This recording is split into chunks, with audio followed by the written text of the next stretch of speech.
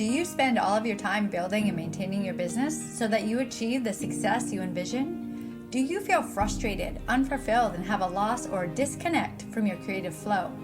Are you a conscious leader that is ready for change when it comes to society's views on money, wealth, relationships, and what prosperity truly means?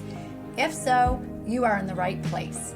Welcome to the Provoking Prosperity Podcast. I am your host, Miranda Mitchell.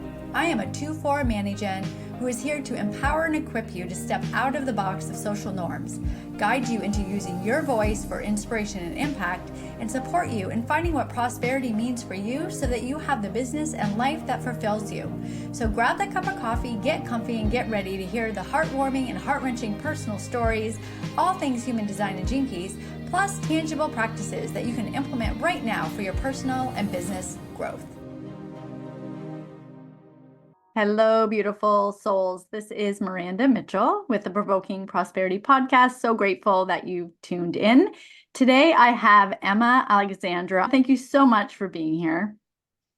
Thank you for having me. This is such an honor and a pleasure. I'm excited to dive in with you today. First and foremost, I like to say that I am a student, forever student of the sacred. I study different esoteric wisdom traditions, ancient traditions that have really informed my outlook on life and the offering and the genius, as you say, that I bring to the world.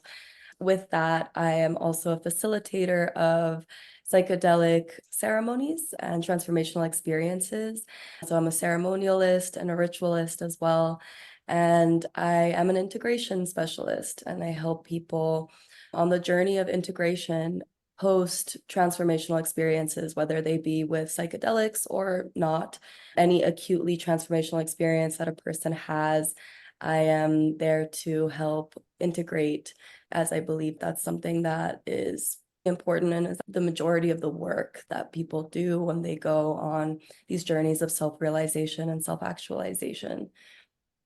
I totally agree with you. The integration and the time after to digest everything that has occurred and is still occurring afterwards is so important, whereas a lot of people do the practice and then jump right back into life like how it was before.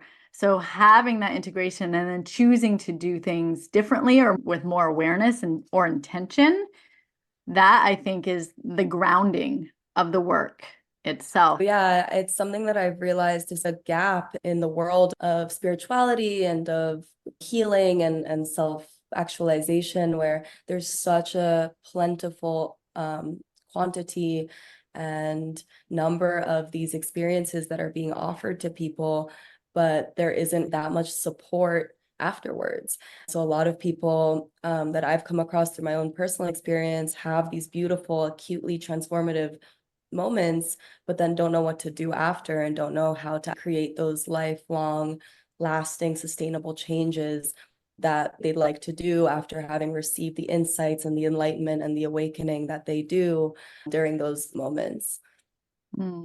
That brings me to the first question. It ties into that because it's the groundedness and the uncertainty. Like, how do you find groundedness in the uncertainty afterwards? I know you work with a lot with nature, and given the unpredictability nature of life and transformation and challenge, how do you find and maintain a deep sense of purpose and stay grounded in the uncertainty? That's a beautiful question. I think coming to terms with the fact that uncertainty is probably the only certainty that we have in this life, and learning to surrender to that which we don't know and all the discomfort that comes with that is one of the biggest tools and allies I think a person can have. And I think that goes beautifully with the question of grounding, because when you're uncertain, finding practices that help you ground into yourself, where you are secure within yourself. And that's really where certainty can come from. It's the external world will never be for sure. You'll never know 100% what's going to happen. However, you do know how you can show up to all these situations and to life in general. And so having practices that help you ground, whether it's with different plant medicines. I'm a student of indigenous traditions from the Andes and the Amazon. So the medicine of hape, which is a kind of shamanic snuff made of tobacco and tree barks, and every mixture is different. However, that's the basis of it, is a really wonderful plant medicine ally that helps with meditation and grounding. But beyond using any plants or ingesting anything, being in nature, looking at the trees, listening to the river. I'm very fortunate. I live right next to a river that I'm able to cold plunge in every morning, and it's delightful. But just getting out in nature, no matter what your access is, making that effort to spend time in nature, in the peace, in the quiet, is really helpful to the nervous system and to help you ground and allow yourself the peace and the mental stability to deal with all the chaos and the uncertainty that life brings. Realizing that we are part of nature, and if we're able to recognize that and really spend time in nature, that will give us the fortification from within to deal with whatever life can throw at us. Because as you said, nature is unpredictable too. And so that's just the natural cycle and rhythm of life. There's nothing certain. So building that strong foundation within is key. I like to talk a lot about authenticity because I feel society a lot of the times is based on valuing and learning about ourselves through the external comparison of what other people are doing. And I feel like this is with nature, it's kind of reconnection to yourself. It's not the comparison. So authenticity is very powerful in how we can connect with ourselves and bring our genius into the world, because otherwise it's not truly who we are. So it's a lower frequency of what we're doing because we're not being authentic. Within your chart, you have the gate 28. The gate 28 is about challenges.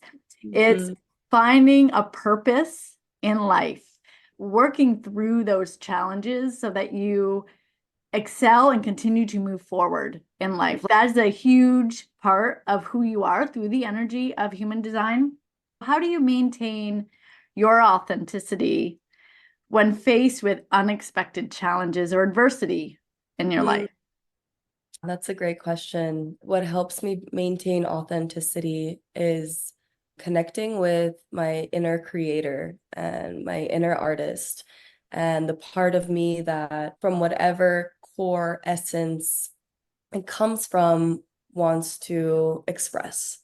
So when it comes to challenges, creativity can also come in the forms of problem solving and learning how to address conflict and how you use your voice and the words that you use and the tone that you employ, and really the feeling that you're giving to the other person or to whatever the situation may be. It might not be with another person.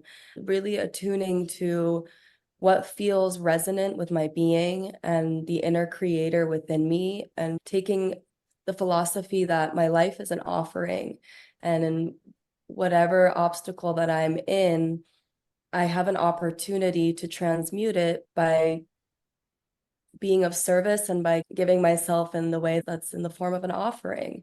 And so I think overcoming things that are challenging is done with a lot more ease when I'm tapped into my inner artist and I'm looking at it from the perspective of how can I get creative with this and flow with it, instead of, I actually saw this beautiful meme on Instagram the other day about water teachings and how we don't always have to be the fire to burn down whatever the obstacle is in front of us. We can actually be the water and flow around it and get to the peace and the serenity that we're looking for through finding those creative, like the way that a stream would revise where it flows depending on what, rocks or logs or whatever's in its way, learning to flow and learning to use that creative essence to overcome whatever's standing in your way.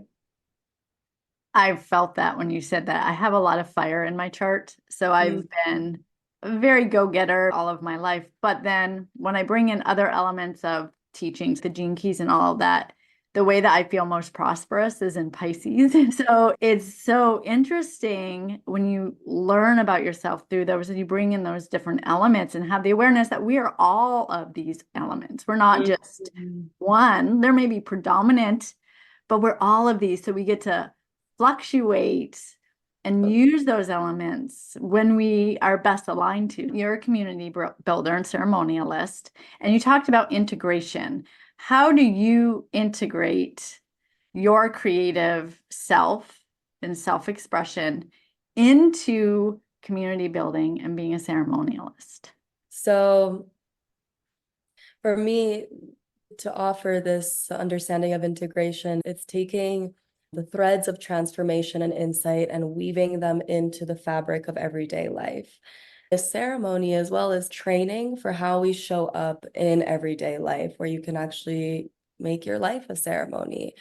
And with regards to creativity, it's finding what makes your heart sing and opening, like, for instance, I used to have a self-limiting belief that I wasn't a good singer, that I'm not a musician, that I enjoy music so much and I listen to it all the time, but I never had the faith that I could ever be a musician. I had one experience with ayahuasca where my voice just felt like it cracked open in the most beautiful way. And I was singing throughout the ceremony. And then I realized, like, that was just a limiting belief that I had that completely shaped how I expressed, or how I didn't express, really, in that case. However, like, it could have ended there had I not then taken that information and been like, okay, in order to integrate that insight that I actually do and can have a beautiful voice, and I do and can learn how to play guitar, which I play now, for instance, I have to practice and I have to put it into my day to day. And it doesn't necessarily have to be every single day, although recently it has been, because I enjoy it so much. But it's something that has to be consistent. Now I can call myself a musician, and it's mind-boggling when I look back a few years ago, thinking about the version of myself, had she known that I would be on this podcast speaking to you today, calling myself a musician, she probably would have laughed. And it's not just because I had that one acute moment of realization. It was because I also put that into practice, took the theory and bridged it into practice. And that's the key. And now I offer music at our ceremonies as a way to pray, to chant, and to honor the indigenous lineages and traditions that I study from and learn this beautiful music from. It's just one example, but yeah.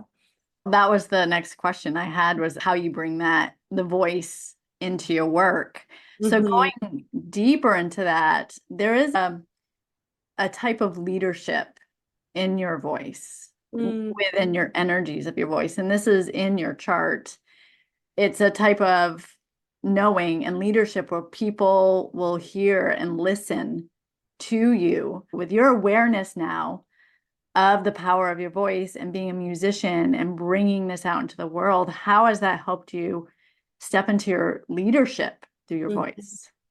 Yeah, that's a beautiful question. And it's something that I always had a bit of an inkling of with regards to my voice. For instance, when I was in university, we had writing fellows and we had speaking fellows. And I was a speaking fellow, and it was a peer education paid job at my university where we would help students with all sorts of oral assignments, whether it's an interview or a presentation or a debate and all of that. From many years ago, I already had this understanding that I do have power in my voice and helping people activate their own. And yet it's wild how much this goes back to the authenticity piece as well, how we have so many programs that are uploaded into our system and into our body through past lives, through transgenerational trauma, and through our own lived experiences. And doing the work to deprogram and uncondition ourselves to come back to that authentic expression is vital. And even with that knowing about my voice many years ago, I still had many limiting beliefs around sharing my voice and whether anyone would want to listen, or whether I could invoke beautiful melodies with it and things like that. And I feel like since my singing voice has been activated and that throat chakra has been activated, so has more of my confidence and my ability to share with the spoken word. And one of the traditions that we practice and study, they're called mambiaderos, and it's using the medicine of mambe and ambil. And mambe basically is made from the coca leaf, and in Colombia it's used to weave the word. And so that there's the practice of weaving the word, and with that, so much of it is listening. It's mostly listening, but then you become super precise and selective with the words that you do want to share. And in that way, you're so much more effective, and what you do have to share resonates more and is more powerful. And so, yeah, with all of these different aspects, I feel that it's strengthened my ability to come forward and share some of the wisdom that I've gleaned and really use my voice for good, because the word makes the world, and what we share with people and how we express ourselves determines and manifests our lived reality and the relationships we have and everything that comes with that. So when you think of the word leadership through the lens of what you do and how you work with others, there's two parts to this question. When you look through that lens, what does leadership mean to you? And then the second part is when you feel it in your body, rather than just thinking of what it sounds like or what you think it is, when you feel that leadership with what you bring, what is possible? I think leadership is walking and navigating life with full authenticity and self-assurance and full self-awareness as well, combined with having dedicated yourself to a craft or a study, or surrounded yourself with teachers too, and remaining humbly a student. And I think we're all always both students and teachers, but having a basis upon which you can craft and build an offering and help people through that offering, or just create beauty through that offering, is really key to leadership. Because it's like, what are you leading? What are you showing people? What are you bringing forth in other individuals? What are you calling forward in them? Where is it based off of? And I think that being a good leader is someone who has that level of dedication to what matters to them, whatever that may be, and is also very personable and is able to listen and to have a lot of empathy and to assess the people that they're leading and respond to them, and not just push an agenda that feels important to you. And although it may be, it's twofold. There's the aspect of also reflecting and responding and listening, and then guiding people in that way. And the second question you said, now I forgot that part. If you felt it in the body and you're exuding it in that moment, that leadership, you're feeling it, what is possible? When you feel that sense of confidence and that sense of really being in your essence and being in really a flow state where you're not overthinking things, you're just in the present moment with whoever you're with, remaining curious, listening a lot more than speaking. I think honestly, anything is possible. We live in such a quantum reality where every single possibility is alive and ready to express at the same time. And it's up to how we interact with that reality to determine what will actually manifest or express itself. From a quantum physics lens, anything is really possible. The sky is the limit. I think when people are tapped into their channel and their sincerity, their flow, then the world opens up in all sorts of beautiful ways, and there isn't anything that isn't possible. Yeah. It feels like it's the awareness and intention, having the space to really tune in with self rather than the external drive of everything else. You can still have external drive and You can still do all that, but it's the energy of how you be when you're doing that external drive, if you're connected to yourself. And that's where the ceremony comes in. So we've been talking a lot about the ceremonial practices, how this deep connection with community has affected you and how it affects other people. And now I'd love for you to go into this question. This is about transmutation and actually transmuting adversity to lightness and opportunity in your life.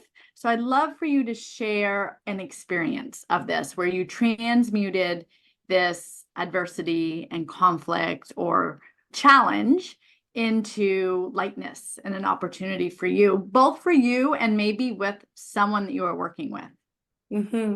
What led me to this path and working with plant medicines in the first place was a deep recognition of the rage that I carried in my heart. I had certain traumas happen to me in this lifetime, and I'm very convinced that they're traumas that have been informed by ancestral patterning that has been passed down, that hasn't been addressed, that then trauma is basically repetition. So it then seeks to repeat itself.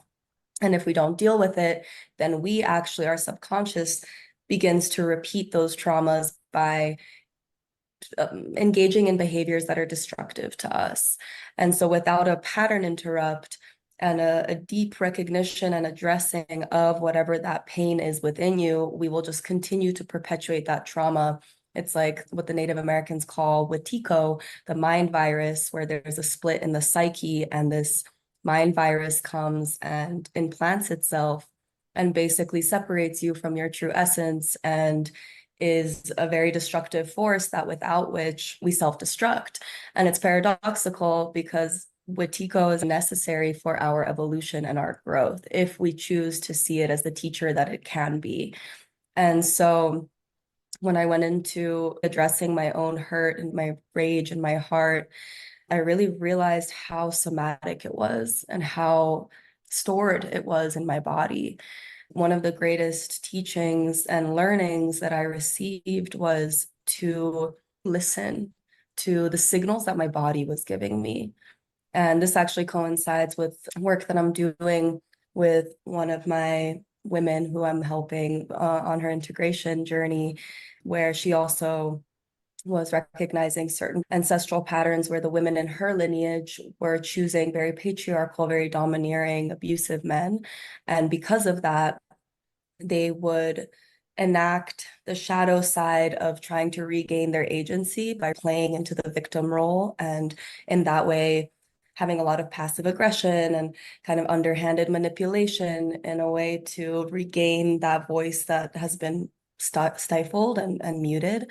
And with that, I was guiding her to really drop into how it feels viscerally when she feels that trigger or when she feels that need to employ one of these tactics that instead of revering the masculine, actually demean the masculine and perpetuate that cycle of abuse and victimhood. And it was a deep guided meditation that I led her through that I also used for myself, where I come to understand the signals that my body are giving me that are uncomfortable, like feeling very short of breath or hot in the face or whatever the trigger is somatically creating with the body, and reframing it as information that the body is giving you, as a message that the body is giving you, so that you can then look at it as a moment of where you have a choice. And so instead of allowing that emotion to run you and create whatever it is you're feeling in the external manifest reality, you can feel all of that within you and pause and have a moment to choose how you're going to respond to that emotion. And in that way, and that's the work of integration, it's the moment to moment choices that we make. And whether we're going to go down that path that's automated, that's maladaptive, it's really easy to go down because it is automated, because it was a defense mechanism that was created out of a certain reason in a certain moment for survival, but is no longer serving you. Or will you start to consciously create those new pathways by making that choice? to respond and not react to the situation. And so with that, I was able to, for myself, change the way I experienced my rage and really saw it as a sacred energy, because all emotions are, none of them are good or bad. They're just energy in motion. If we can utilize and channel those emotions in a positive way, we can use them as energy to propel us in a conscious direction versus having them rule us and create a destructive outcome instead. Rage is something that I've been talking about recently a lot because Mm. I had thought personally, with everything that's happened, that I had worked on all of the things and didn't have rage, or I wasn't angry. And so when someone asked me about it, I was like, oh, I'm good. I had all these modalities in place so that I didn't let my rage come out. But I had people tell me that when I did get angry, it was scary. Mm. I had all these modalities set in place, but the rage was still there in my body. What do you do on the physical level to release the rage from your cells? Yeah. Yeah, that's a great question. And I think this really falls in line with just the feminine in general, as we have a very deep kind of primal animalistic relationship to emotion and to nature. And I think that over the years, under patriarchal rule, has been suppressed so much so that it's created this pathology, this undercurrent of what I was talking about before, like embodying the victim and all this passive aggression and all of this stifled, muted, unexpressed emotion that then becomes chronic illness and gets stored again in the body in some form and physically manifests over time. So and this was actually something that an elder told me in Colombia, that for me, with my rage, one of a beautiful practice is to go out into nature and just let it out, let it rip, and to do it into nature because nature can take all of that and compost it and utilize it as good fertilizer. So it's like giving it all back to the earth. She can take it. And in that way, you're also not disturbing people with whatever yelling or grunting or whatever you need to release from the body. So that's actually something that I've done, and it feels so good. And then also crying, like genuinely, and I'm sure most people listening to this will be shaking their heads because crying just feels so good. And after I have a good cry, I feel like I've cleansed, the tears have literally cleansed me. And then if I'm in a situation where I'm feeling rage with somebody and there's a dynamic, then I will connect to my body and listen to the messages she's telling me, and then respond in the sense of either removing myself and saying, I need a moment. Whatever I say right now will not be constructive. And so I just need a moment to allow this energy to move through me. And I breathe. And breathing is it, like really deep, full belly breaths, activating that vagus nerve, allowing the parasympathetic nervous system to turn on, and then allowing that just to move through you. And I didn't have those tools in the past either. And like you said, I've been told in the past that my rage was scary because it really was. It was something that was very toxically expressed. I didn't have the tools. And I feel now that it's not about getting rid of rage. Rage will happen. It's natural. It's just how do we respond to it and how do we learn to alchemize and move that energy through in a good way. There's been a lot of people starting to talk about this, about rage or anger. And we've been conditioned that this is a scary thing, that we need to suppress it, that is not good, that this emotion that we felt wasn't healthy. So then we didn't love part of ourselves because we were experiencing this. And then we felt like something was wrong with us. And then we kept it in ourselves. And then we weren't able to express ourselves. And I think it's important. My daughter's 12 and she expresses herself very easily with rage. I have to guide her into a different way of experiencing it, but I don't want to suppress it because it is so important for us to release it, because later on in life, like you said, there's illnesses. Like I've had alopecia, I've had like different illnesses because of the suppression of my voice and rage and all of the things that I thought were wrong with me. When in Right. reality, everyone feels this. It's a beautiful Mm. emotion. Absolutely.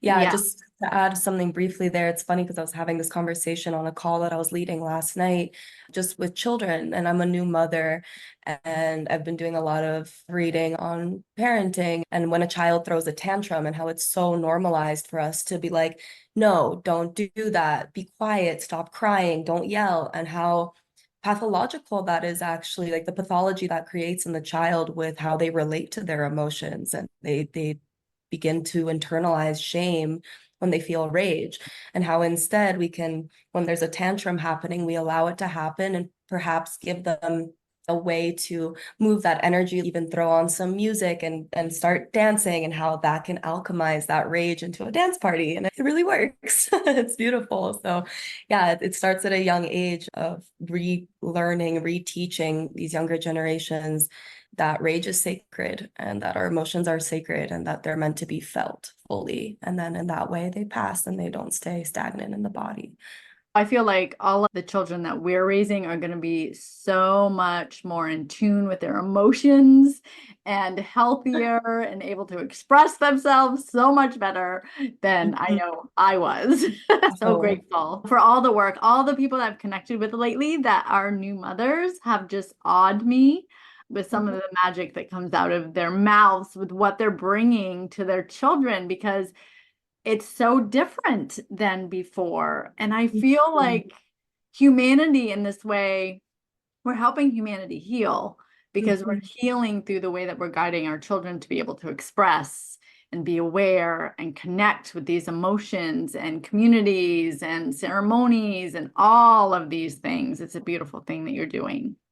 Oh, thank you. Yeah, this is it's so funny how all the threads of just the people that come into your life, how we're all weaving this interconnected tapestry, because I was speaking about this too last night with how the highest levels of anxiety and depression and all of these mental ailments that are a result of the illusion of separation, being fortified in recent times, and how people are awakening to that, and how grieving and these portals that emotions allow us um, to have is the opportunity to then address fears and to reconnect to our humanity and to reconnect to one another. And I think that will be the cure, like the community and our ability to support one another, and this great awakening that's happening with all that's being purged right now at the same time is really the antidote to all the separation and the depression and the inability to feel, the numbing that's been happening. And it's really, we have to emote. We are such sensitive, emotional beings. And this idea that we're meant to be on these mind-numbing drugs, that the moment we feel any type of threshold is what's causing so much of the long-term suffering. And so yeah, what you're saying gives me so much hope and faith in humanity. And I feel this is a new time that's upon us. And yeah, our children are gonna rock. There's a lot of controversy with a lot of people being in fear right now. There's a lot of pain going on. There's a lot of chaos going on. But anytime I think about that, I also recognize that within nature itself, anytime there's chaos, it means there's a change, there's a shift in what's happening or what's been conditioned. So the chaos, although is heart-wrecking and it's painful, it is for the shifting and the changing that's going on in the awakening of a lot of us on this planet. So there has to be chaos before we can redevelop. So as I hear those things, I try to just put that out there into the world a little bit. And that's why, honestly, I have this podcast, is because it is the way that we experience things now and how we react to things that is going to shift humanity. And if we could just seed a little bit or a little insight in someone that things are shifting and I can do this too, then we in turn are doing our part, along with raising our children and putting our voices out there and healing ourselves. Absolutely. Yeah, your work is sacred. The word creates the world.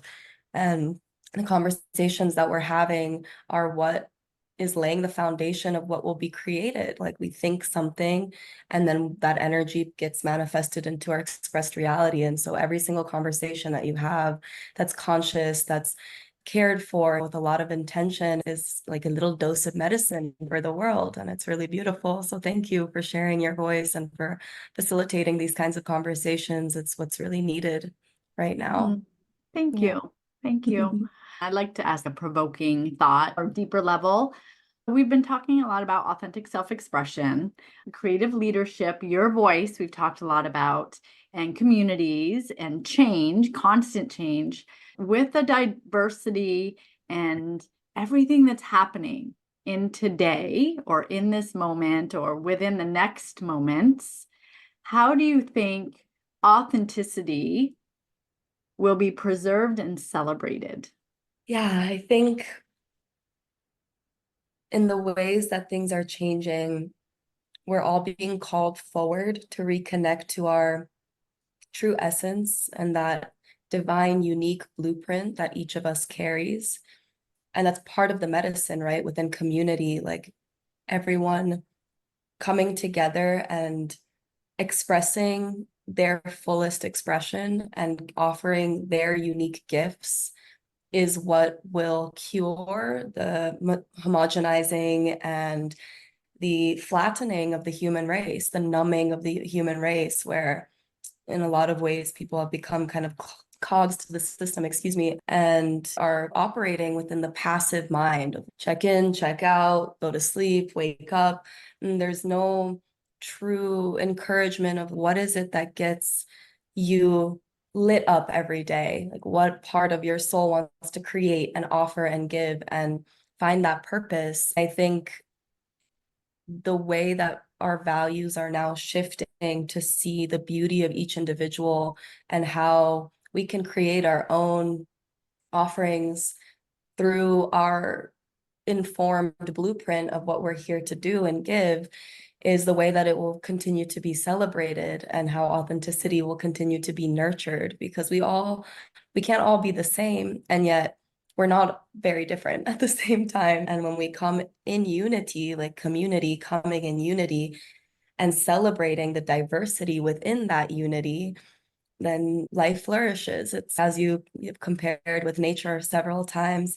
We are part of nature. And when you look at the biodiversity of nature and the places where there is more biodiversity, there's more life. There's thriving life. When there's monocropped corn, for instance, the soil dies and the biodiversity dies and there's no nutrition in our food. And it's an exact metaphor and representation of the human race as well. We all need each other in different and diverse ways to make up that beautiful unified whole. Diversity and unity. Yeah. That's powerful.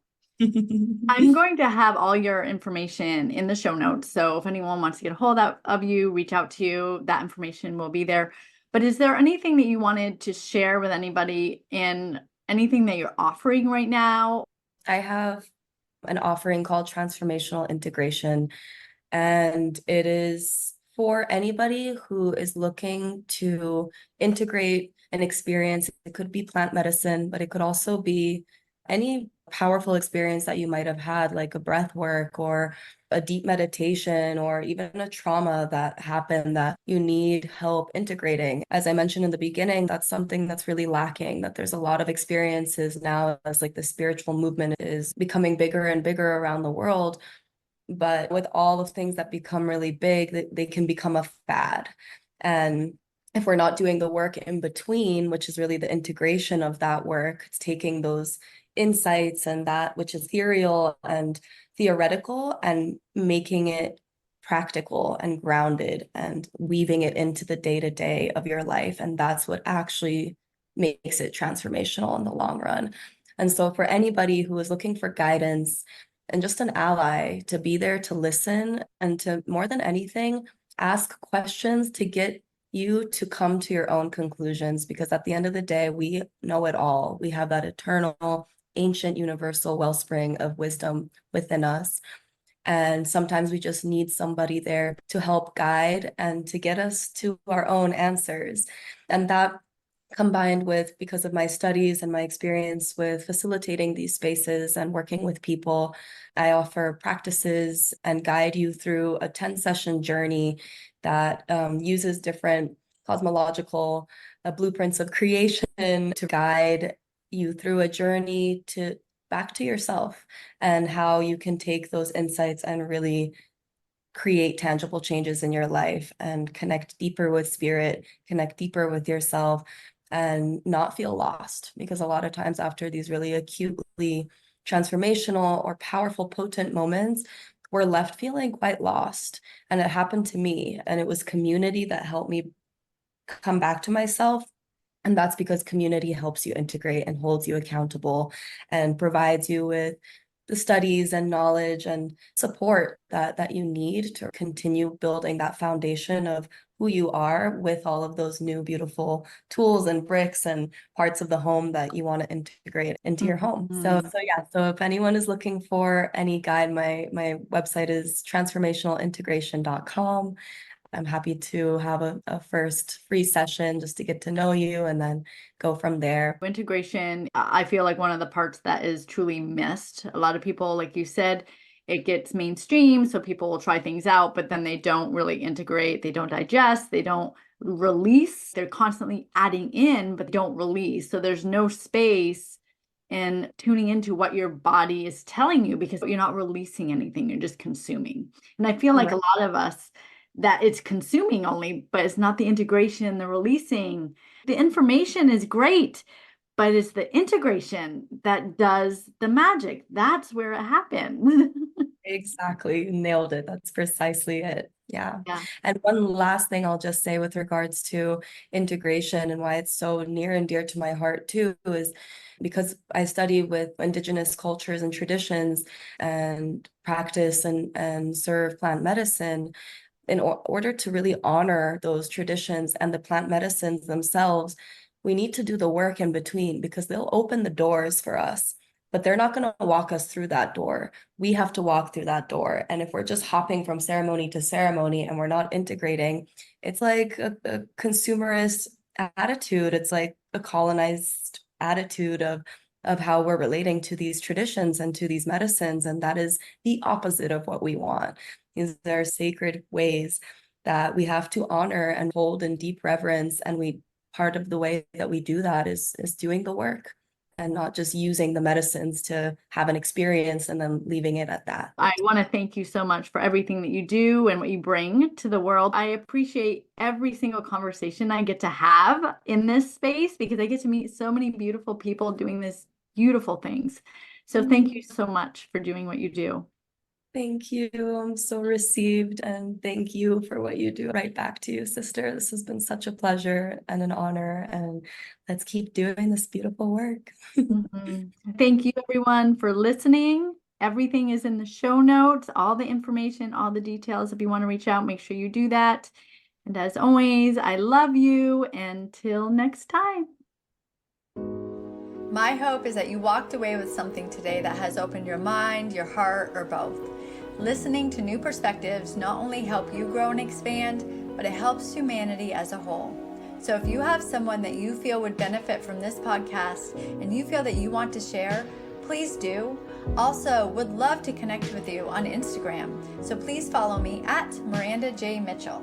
One last thing, if this episode left you with any ahas and insights, take 30 seconds of your time and leave a review on Apple Podcasts. This is the only way I know you are loving the content and connection in this space. And if you want to know more or wondering how we can work together, please go to miranda-mitchell.com, click on the contact in the menu and send me a message. Sending you all love. Till next time.